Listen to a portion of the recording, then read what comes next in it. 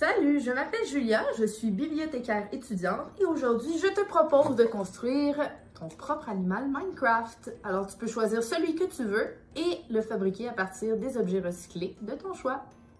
Alors, pour le matériel dont tu auras besoin et qui est inclus dans ta trousse, tu auras donc une boîte de carton vide. Alors là, ici, par exemple, on a une boîte de papier mouchoir, mais ça peut être une boîte d'œufs, une boîte de macaroni, ça ne dérange pas du tout.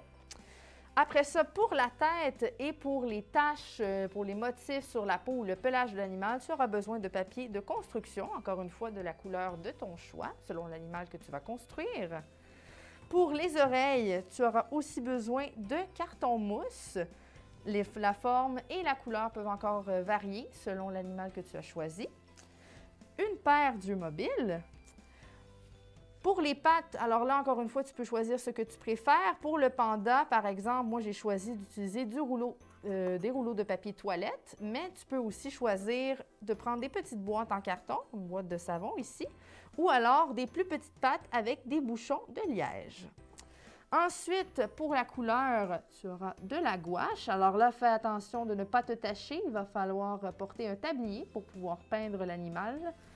Un pinceau, du ruban pour pouvoir coller les pattes, notamment sur le corps de l'animal, de la colle en bâton et une soucoupe en aluminium pour pouvoir y mettre la peinture et pouvoir mélanger si tu en as envie. Et sinon, ça se peut que tu aies aussi besoin de ciseaux et de crayons de couleur pour pouvoir compléter ton animal selon tes goûts. Alors, première étape, fixe les pattes de ton animal à son corps à l'aide de rubans à masquer. Alors moi, je te conseille d'utiliser plusieurs petits morceaux de ruban plutôt qu'un seul gros morceau parce que comme ça, tu vas voir, les pattes vont tenir au corps beaucoup plus facilement. Et sinon, si tu utilises, selon la boîte que tu vas utiliser, il va falloir faire attention à certains petits détails. Comme là, moi, tu vois, par exemple, j'ai décidé d'utiliser une boîte de mouchoirs. Et si tu décides de faire comme moi, le trou ici, le trou central de la boîte devrait être invisible, il devrait être caché en dessous, comme ça. Et donc, les pattes devraient être collées sur le même côté que le trou.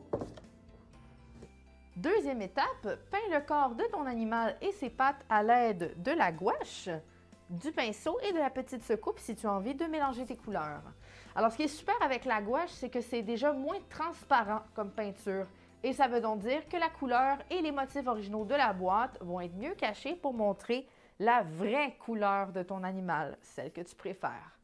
Sinon, selon la boîte en carton et là où les couleurs que tu vas choisir, ça se peut que tu aies besoin de faire plusieurs couches de peinture pour que ton animal soit à ton goût.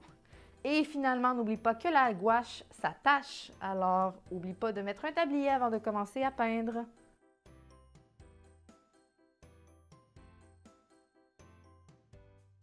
Alors, découpe dans le papier de construction la forme de ton choix pour la tête de ton animal. Moi, par exemple, ça ressemble à ça. Alors, l'idéal, c'est de, en fait, découper deux morceaux identiques de papier construction et de les coller ensemble avec de la colle en bâton. Parce que comme ça, la couleur de la tête va mieux cacher la base de la boîte ici.